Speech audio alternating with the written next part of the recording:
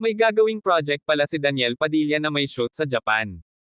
Sa kanyang Instagram account kasi ay may pinost na matte picture si Daniel. Ang ilan doon ay obvious na sa Japan. May isa pa nga nakita ang Mount Fuji. Isang malapit kay Daniel ang natinang kung nasa Japan ba ang ex-boyfriend ni Catherine Bernardo. Wala, he's here lang, sabi. Pero soon umano ay pupunta raw sa Japan si Daniel. May project si DJ na may shoot sa Japan, pero hindi ko pa alam kailan. Tuloy-tuloy lang ang takbo ng career ni Daniel kahit hindi na nga sila magka-love team ni Catherine. Pero sabi nga ng ibang fans, sana talaga ay magkaroon pa rin ng proyekto ang Katniel.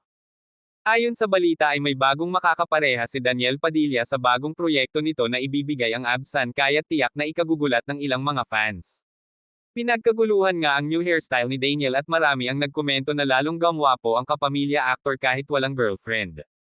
Kaya pala ay bagong image sa bagong kapareha ang aktor.